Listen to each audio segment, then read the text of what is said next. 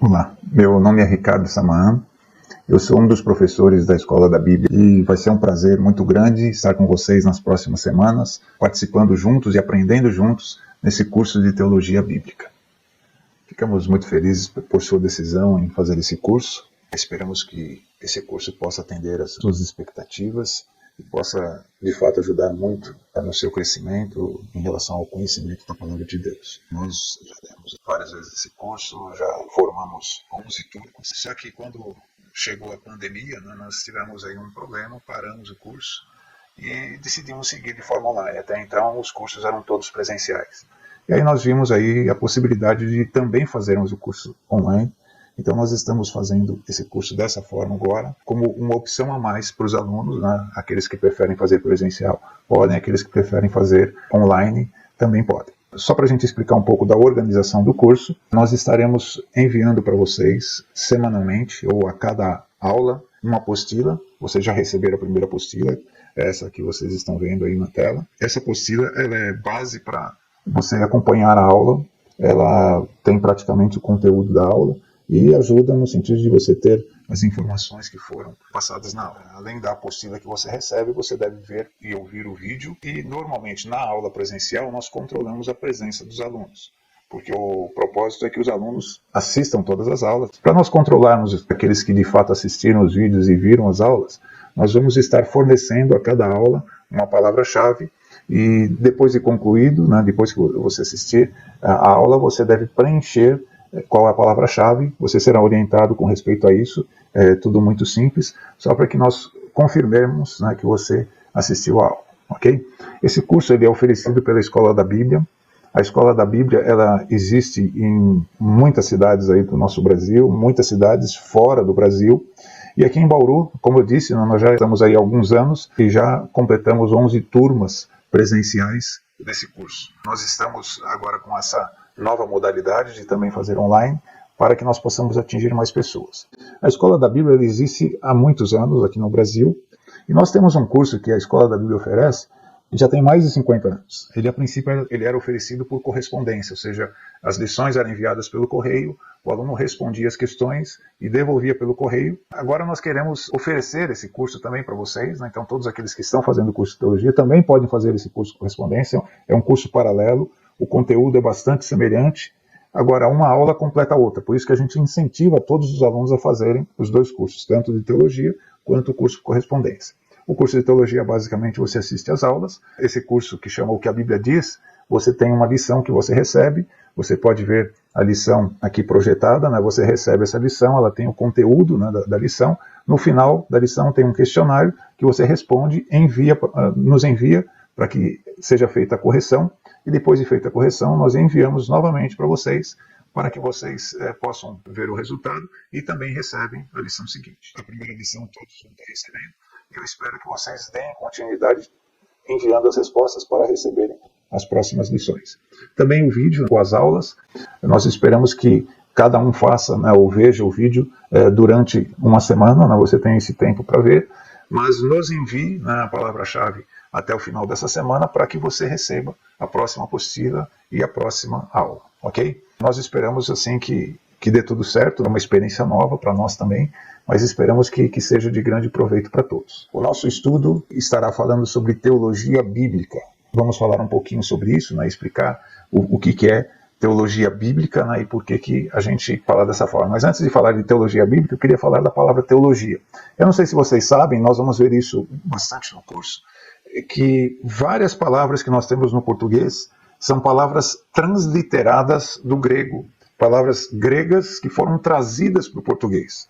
Então, nós vemos algumas palavras, por exemplo, teologia, por exemplo, batismo, por exemplo, presbítero, bispo, e tantas outras que nós vamos ver, que são palavras, na verdade, gregas. Por exemplo, batismo é baptizo.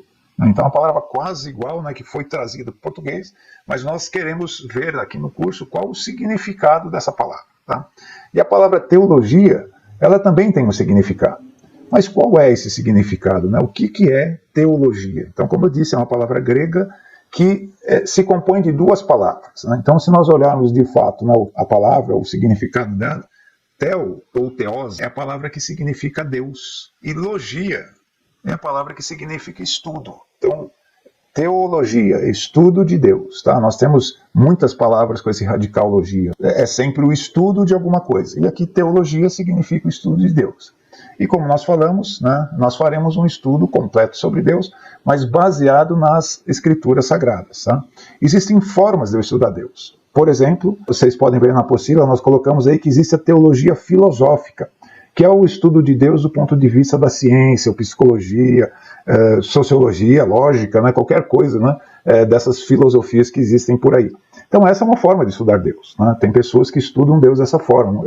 Tivemos contato aí com algumas pessoas interessadas no estudo que pensam dessa forma e gostariam de ter um curso dessa forma, estudo de acordo com a filosofia. Mas não é o nosso propósito. Uma outra forma é a teologia religiosa, que ela estuda Deus baseado em autoridades religiosas ou em grupos religiosos. Tá, nós temos aí a teologia católica, a teologia dos testemunhos de Jeová, adventista, e assim por diante. Então, são teologias baseadas em autoridades religiosas ou em algum grupo religioso. E tem a teologia bíblica, que é estudar Deus somente baseado nas escrituras sagradas. Tá? E o nosso propósito será justamente esse. Tá? E como é que nós estudamos Deus dessa forma? É o que nós estaremos vendo nesse curso. A forma, né, a metodologia que nós vamos usar é explorar, né, a palavra de Deus da melhor forma possível, né? Ou seja, olhar a Bíblia como um todo. Nós vamos estar estudando assunto por assunto, nós vamos estar vendo livro por livro, vamos estar pesquisando toda a Bíblia em cada assunto que nós estivermos estudando, nós vamos ver todas as passagens bíblicas referentes àquele assunto, vamos ver todas as informações bíblicas sobre esse assunto e também as histórias, né, que a Bíblia nos apresenta. Então, a forma, né, é nós estarmos usando somente a palavra de Deus. Muitas pessoas, né, que querem fazer o curso, elas entram em contato, ou muitas vezes, quando nós começamos o curso, os alunos perguntam, nós vamos ter algum livro, né, nós nos basearemos em algum livro para fazer esse estudo? Nós nos basearemos, na verdade, em 66 livros, ou seja, única e exclusivamente na Bíblia, na palavra de Deus. É o único livro que nós estaremos usando para fazermos esse estudo, né, de teologia, de estudo de Deus, de acordo com as Sagradas Escrituras. Então, dessa forma, nós estaremos olhando na Bíblia como um todo para entendermos a vontade de Deus da forma mais simples, da forma mais clara possível. Agora, quando a gente oferece esse curso de forma aberta, como nós fazemos, nós temos pessoas de diversos grupos religiosos que querem fazer o curso. E quando a gente para e pensa, nós vemos que nós estamos vivendo um cristianismo assim tão dividido, com tantos grupos diferentes, com tantas denominações diferentes. Uma coisa que nós não fazemos, né, quando nós vamos dar o curso, nós nunca perguntamos de qual denominação a pessoa é, né, de qual grupo religioso a pessoa é. Mas já passou nessas turmas que nós fizemos, assim, muitas e muitas denominações diferentes. Agora, por que existe isso? Por que o cristianismo é dessa forma? Por que as pessoas têm formas diferentes de entender a Bíblia? Normalmente as pessoas falam, é questão de interpretação, cada um interpreta de um jeito. Na verdade, nós vamos ver, né, que a Bíblia é bastante clara, mas infelizmente as pessoas não conseguem falar a mesma língua, não conseguem entender da mesma forma, talvez pela forma como aprenderam, pela forma como as pessoas foram desenvolvendo a sua história, né, ou a forma de estudar a Bíblia. Tá? Eu vou mostrar aqui algumas ilustrações que mostram, né, os problemas ou os perigos, né, que a gente corre quando se fala do estudo da palavra de Deus. Primeiramente, né, eu vou apresentar para vocês aqui um elefante. Né? E tinham 5 homens cegos, né, eles estão aí com uma faixa no olho, só para a gente saber que eles não enxergam. Né? E esses homens, eles não conheciam o elefante. Então foi dada a oportunidade para que eles conhecessem o elefante. E aí cada um, na sua limitação, foi e começou a palpar o elefante. Só que cada cego apalpou o elefante em lugares diferentes. Né? O primeiro cego, ele apalpou o elefante na trompa. E aquilo parecia para ele uma mangueira grossa. Né? Então a ideia que ele tinha de elefante é que elefante era uma mangueira grossa. O segundo, ele apalpou a orelha do elefante. E para ele, né, o elefante era como um tecido de couro. O terceiro, ele apalpou a pata do elefante. E para ele aquilo era como um tronco de árvore. O quarto, ele apalpou o lado e para ele era como uma parede de couro. Por fim, o último, apalpou o rabo e para ele era como uma corda. Então cada um ficou com uma visão diferente daquele elefante. cada um imaginou que o elefante fosse daquela forma que ele conseguiu assim sentir. Depois que tiveram essa experiência de conhecer o elefante assim de formas diferentes, juntaram esses 5 cegos. E aí, quando juntaram os 5 cegos, foi perguntado para eles, né, o que era o elefante. E cada um começou a apresentar o elefante de uma forma diferente. Um falando que era uma mangueira grossa, outro falando que era um tronco de árvore, o outro falando que parecia uma corda e assim por diante. E aí eles começaram a expor, né, de formas diferentes, e isso trouxe uma grande, confusão. Né? Ou seja, eles não conseguiam se entender porque cada um apresentava o elefante de uma forma diferente e eles tinham convicção daquilo, porque eles apalparam, eles sabiam que era uma mangueira grossa, mas o outro sabia também que era um tronco de uma árvore e assim por diante, eles não conseguiam se entender. Então nós vemos que isso trouxe brigas, confusões, discussões. Eles não chegaram a nenhum acordo porque não examinaram o elefante todo. Cada um sentiu uma parte do elefante. A mesma coisa acontece comigo. Se você não examinar a Bíblia como um todo, vai ter que aceitar o que ensina. Né? Se a pessoa, né, que te ensinou apenas mostrou uma visão parcial, para você aquilo passa a ser uma verdade, porque você está vendo na palavra de Deus dizer aquelas coisas. Mas quando a gente começa a olhar a Bíblia como um todo, nós vamos ver que de fato as coisas não são assim. E esse é o maior problema. O problema não é tanto de interpretar a palavra, mas é de ter uma visão completa do que a palavra ensina, e aí sim nós estaremos todos falando a mesma língua, e não cada um mostrando de uma forma diferente. Uma outra ilustração que eu acho bastante interessante, não sei se alguém já viu isso daqui, eu peguei na internet, né, mas foi feita uma experiência com macacos.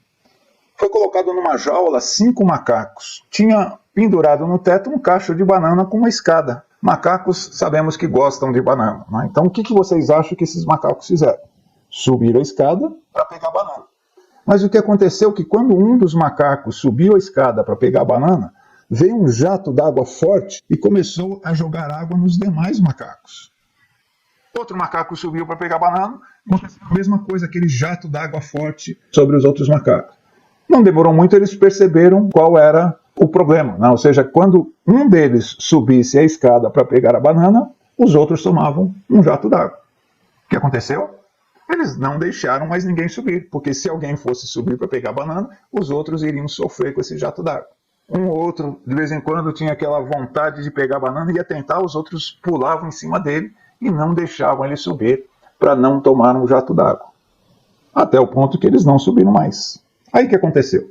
Eles tiraram um desses macacos e trouxeram outro. A primeira coisa que esse macaco novo fez, né, porque não sabia da história, foi subir para pegar uma banana. E quando ele vai subir, os outros 4 macacos vão para cima dele e não deixam ele subir para pegar a banana, eles batem nele para que ele não faça isso. Até que ele nunca mais subiu, porque entendeu que não deveria subir para pegar a banana. Fizeram isso com outro macaco, trocaram outro macaco. Aconteceu a mesma coisa, o novo macaco queria pegar, os outros não deixavam. Fizeram isso com o terceiro, com o quarto e com o quinto, ou seja, todos os macacos foram trocados. E cada um novo que chegava tentava pegar a banana, mas os outros não deixavam. Só que todos aqueles macacos eram novos, nenhum deles levou o jato d'água, mas sabiam que não podiam subir para pegar a banana. Ou seja, eles foram condicionados, né, a não deixar os outros macacos subirem para pegar a banana, mas não sabiam por quê, porque nunca levaram um jato d'água. Isso é o que acontece muitas vezes com aquilo que nós praticamos na igreja. Ou seja, nós estamos muitas vezes condicionados a fazer algumas coisas, mas nós não sabemos por quê. Se nós olharmos na palavra de Deus, não tem nada que fala sobre isso. Mas nós aprendemos assim. Isso acontece principalmente com as tradições, né? Aquilo que nós conhecemos como tradições. Então nós aprendemos que nós devemos fazer determinada coisa ou não devemos fazer determinada coisa, mas nós não sabemos por quê. Porque nós aprendemos assim. E muitas vezes isso nada tem a ver com a vontade de Deus. Então nós precisamos aprender a olhar a palavra de Deus e entender qual que é a vontade de Deus e não nos basear simplesmente naquilo que nós aprendemos. Dessa forma, né, acho que essas 2 ilustrações, tanto aquela do elefante quanto essa dos macacos, nós vemos que isso traz aí uma ideia do porquê nós temos essa confusão toda. Porque quando nós olhamos, né, o nosso mundo religioso de hoje em dia, o que nós vemos? Né? Muita confusão, muitas pessoas pensando de formas diferentes, agindo de forma diferente, e isso faz, né, com que as pessoas de fato não consigam chegar a um acordo. Então, para isso, né, nós ficamos aí numa situação que nos deixa assim meio querendo saber o que nós devemos fazer. Qual deve ser a nossa atitude para que isso não aconteça? Acredito que esse seja um problema, né, que nós não conseguimos resolver. Nós vamos falar um pouco sobre isso, principalmente nós vamos chegar, na última aula nós estaremos falando um pouco sobre a história, né, e sobre por que aconteceu toda essa divisão, todo esse cristianismo dividido como nós temos hoje, tá? Para que a gente conheça um pouco. Mas nós precisamos pensar o que nós devemos fazer com relação a nós, como que nós podemos ter essa tranquilidade, né? Como que nós podemos ter a certeza de que nós estamos fazendo aquilo que Deus quer. Qual é a forma de eu conseguir isso? E a resposta está na própria palavra de Deus, né? Vejam aí em Atos, capítulo 17, versículo 11, veja o que a palavra de Deus nos fala a esse respeito, né? Atos 17, 11. Eu não sei se vocês conhecem essa passagem. O apóstolo Paulo, ele estava pregando lá na Macedônia, então ele foi para a cidade de Tessalônica, ele ficou ali um tempo, pouco tempo, ficou apenas 3 semanas lá na sinagoga, os judeus já começaram a persegui-lo, então ele saiu de lá, mas mesmo assim os judeus não o deixaram em paz, então ele sai de Tessalônica e ele vai para a cidade de Bereia. E lá em Bereia ele começa a pregar na sinagoga. E olha aqui que o autor de Atos, né, Lucas, nos diz aqui da cidade de Bereia. Atos 17, 11. Ora, esses de Bereia eram mais nobres que os de Tessalônica, pois receberam a palavra com toda a avidez, examinando as Escrituras todos os dias para ver se as coisas eram de fato assim. O que o autor nos fala aqui sobre esses bereanos?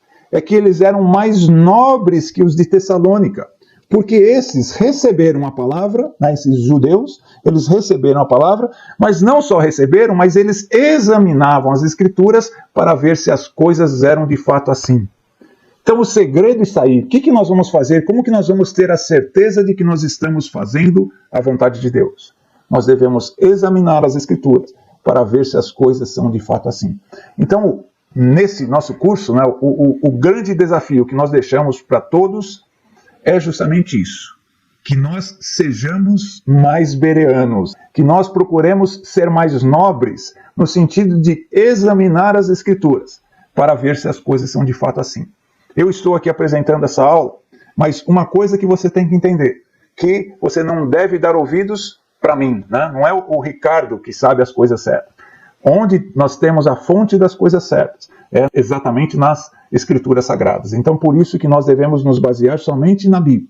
Ah, mas se nós estamos ouvindo, estamos aprendendo, como que nós vamos fazer?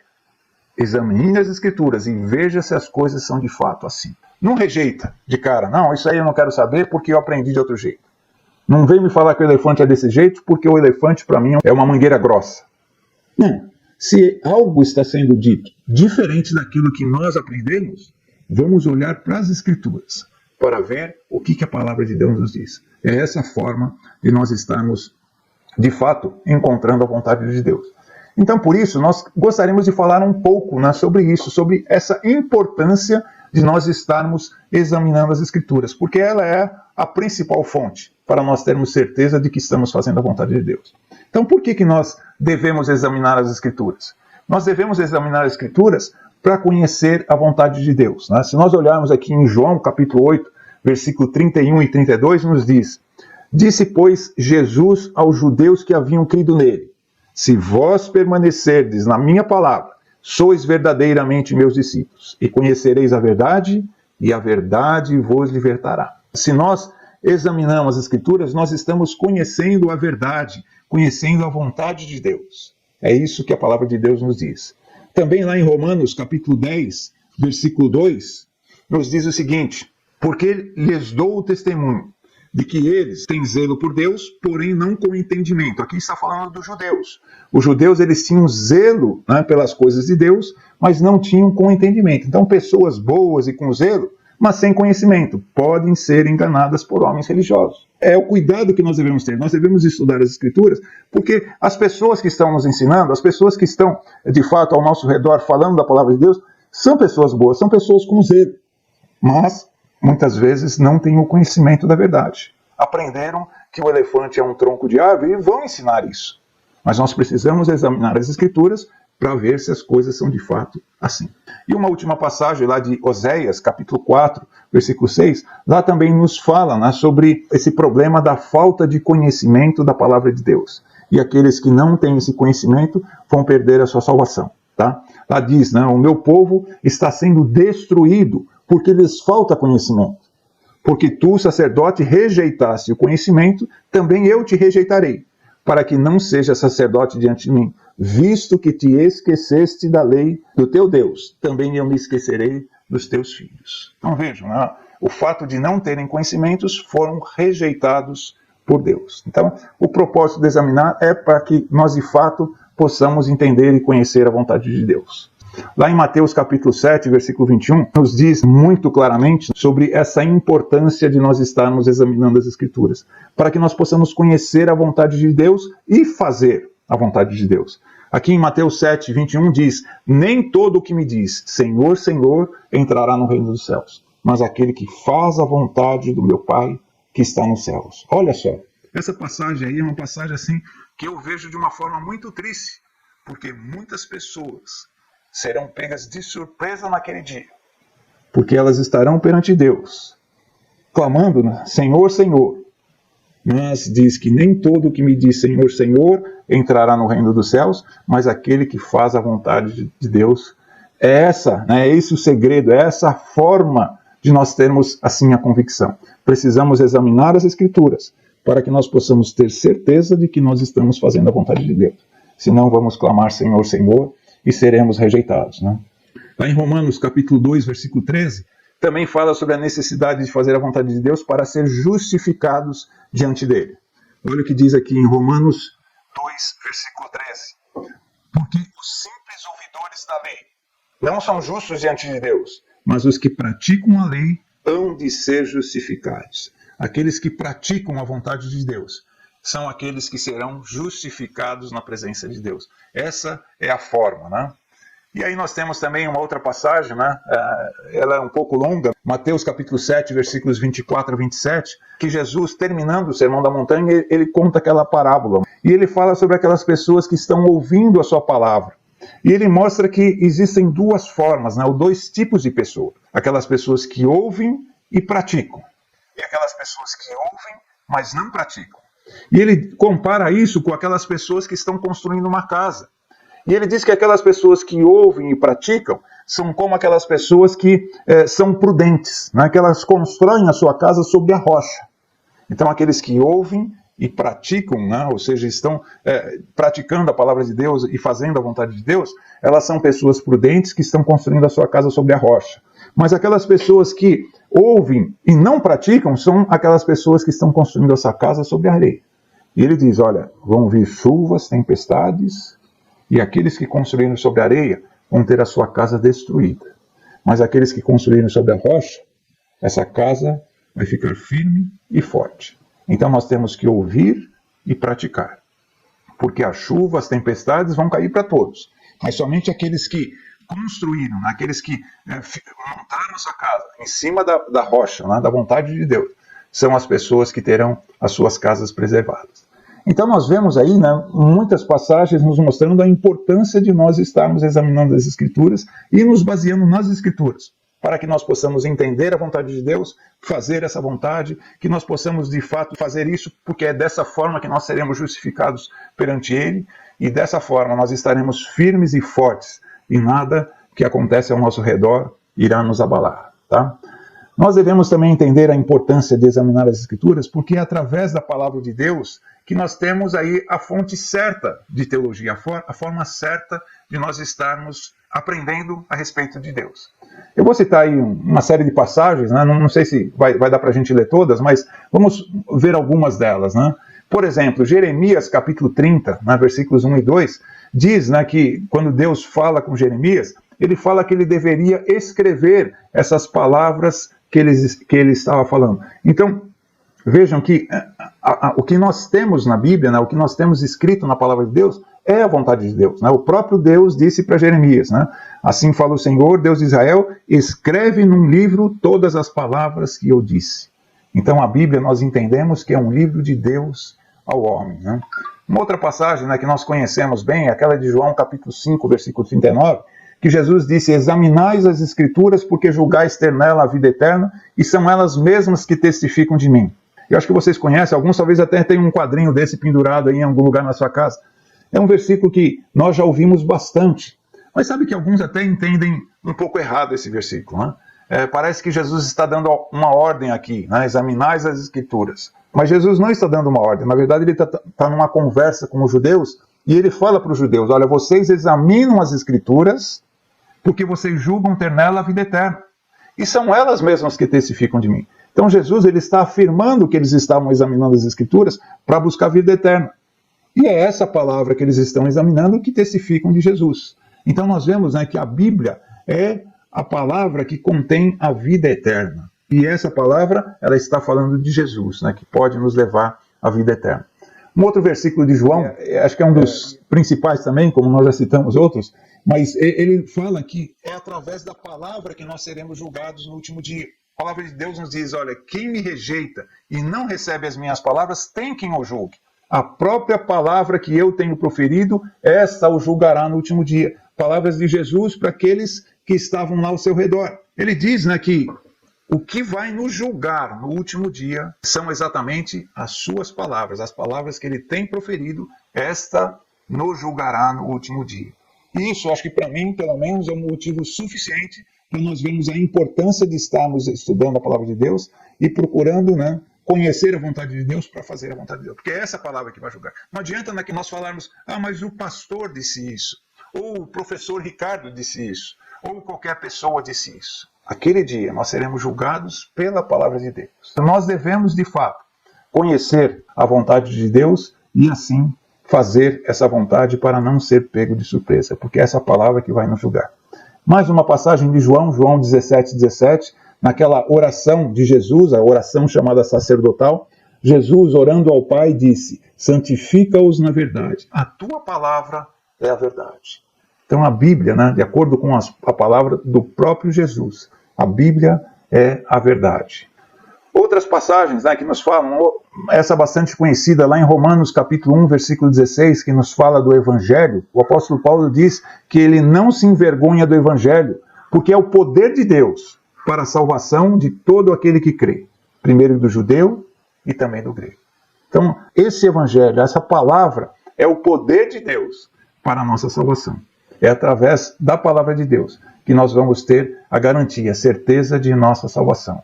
Ainda nós vemos lá em 1 Pedro, capítulo 1, versículos 23 a 25, falando sobre a Bíblia como algo eterno. Em 1 Pedro 1, 23 diz: pois fostes regenerados, não de semente corruptível, mas de incorruptível, mediante a palavra de Deus, a qual vive e é permanente. Pois toda a carne é como a erva, e toda a sua glória como a flor da erva. Seca-se a erva e cai a sua flor. A palavra do Senhor permanece eternamente. Ora, essa é a palavra que vos foi evangelizada.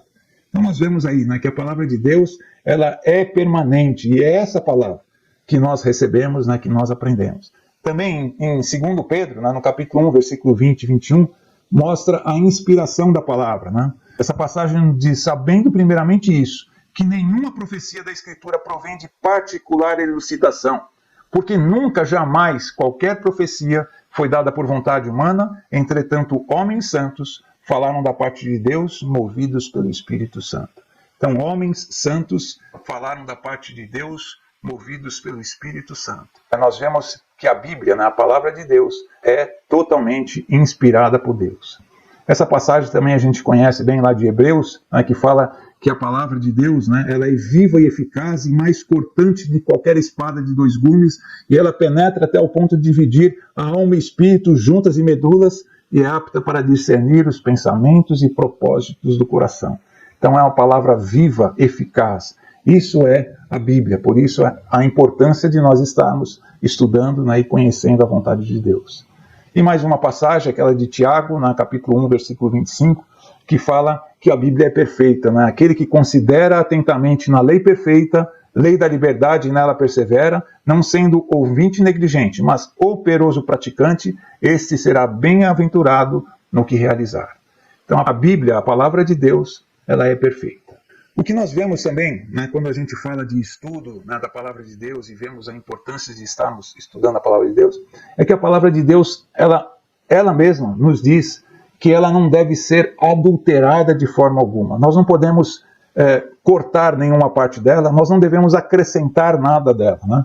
Nós vemos aí algumas passagens que nos falam sobre isso e encontramos isso em toda a Bíblia, né? Então a Bíblia não pode ser alterada. Nós vemos lá em Deuteronômio nos falando sobre isso, né, que nós não devemos acrescentar nem diminuir nada, né? Ou seja, a palavra de Deus ela não deve ser adulterada. Nós devemos guardar os mandamentos de Deus, né? Porque essa é a forma de agradar a Deus. Então lá em Deuteronômio 4:2 fala isso, que nós não devemos acrescentar nem diminuir nada da palavra de Deus. Um provérbio também lá no meio da Bíblia, então nós vemos no início, no meio, também o provérbio nos diz: nada acrescentes às suas palavras, para que não te repreenda e sejas achado mentiroso. Não devemos acrescentar nada na palavra de Deus. E lá no finalzinho, no último capítulo de Apocalipse, no fim da Bíblia, também nós temos a mesma advertência, que nós não devemos acrescentar nada na palavra de Deus, porque aquele que acrescentar qualquer coisa, os flagelos que foram descritos no livro, cairiam sobre a pessoa. E quem tirar qualquer coisa, né, ou seja, diminuir qualquer coisa, o seu nome, né, a sua vida estará sendo tirada do livro da vida. Tá? Então nós vemos que nós não podemos adulterar, nós não podemos tirar nada, nós não podemos acrescentar nada na palavra de Deus, porque se fizermos isso, estamos indo contra a vontade de Deus para as nossas vidas. Tá? E uma última passagem para nos falar sobre essa importância do estudo da palavra de Deus, a importância de nós estarmos examinando as Escrituras e o porquê, né, do propósito desse curso, de nós estarmos assim, olhando com todos os detalhes, né, o que a Bíblia nos fala. Nós temos essa passagem aqui de 2 Timóteo 3:16 e 17, que nos fala: toda a Escritura é inspirada por Deus e útil para ensino, para a repreensão, para a correção, para a educação na justiça, a fim de que o homem de Deus seja perfeito e perfeitamente habilitado para toda boa obra. É isso que a palavra de Deus nos diz. Então nós devemos entender, né, que é muito importante, mas muito importante mesmo, que nós examinemos as Escrituras, que nós nos dediquemos, né, ao estudo da palavra de Deus, porque é dessa forma que nós estaremos conhecendo a vontade de Deus para as nossas vidas, e é dessa forma que nós teremos certeza de que estamos fazendo o certo, aquilo que agrada.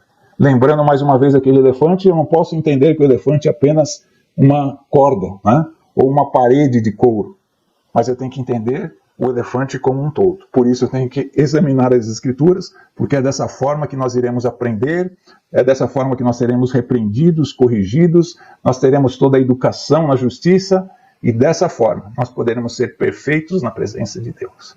Então que Deus esteja nos abençoando para que nós possamos de fato ter essa disposição de estar aprendendo da palavra de Deus.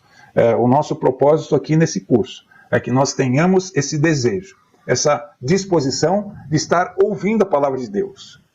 Que nós possamos assim, né, com a ajuda de Deus, estar olhando para essa palavra e entendendo o que Deus espera de cada um de nós. Ok? O nosso curso ele vai se dividir em basicamente duas partes, né? Nós estaremos falando primeiramente do Velho Testamento e contando toda essa história do Velho Testamento. E aí depois nós estaremos falando do Novo Testamento de uma forma sequencial, como eu direi, mas colocando aí alguns tópicos da vida cristã. Tá? Então primeiro contaremos a história para que a gente conheça, né, com uma visão assim ampla o Velho Testamento, e depois nós estaremos falando sobre diversos assuntos, né, importantes da vida cristã, né, para que a gente tenha entendimento completo daquilo que a palavra de Deus nos ensina. Ok? Nós vamos, assim, parar por aqui. Como eu falei, nós vamos falar uma palavra-chave em cada vídeo, né? E a palavra-chave desse primeiro vídeo é a palavra Bíblia, tá? Então, essa palavra-chave vocês devem guardar, né? Se quiser, escreve num papelzinho aí para não esquecer. E depois vocês vão preencher isso num formulário que será enviado para vocês aí pelo WhatsApp, tá ok? Dessa forma, nós conseguimos controlar a frequência, né, e a visualização das aulas por cada um dos alunos, ok? Espero que todos possam ter aproveitado desse momento. Eu sei que foram muitas passagens, né? Nem todas as aulas vão ser assim, mas o propósito aí, né, nessa primeira aula, é mostrar a importância de nós estudarmos a Bíblia. A Bíblia mesmo mostra que nós devemos estar nos dedicando a esse estudo, porque é dessa forma que nós estaremos assim fazendo a vontade de Deus. Então que Deus abençoe a vida de cada um de vocês, continuem firmes no estudo, passem para a próxima aula e que Deus os abençoe nesse estudo.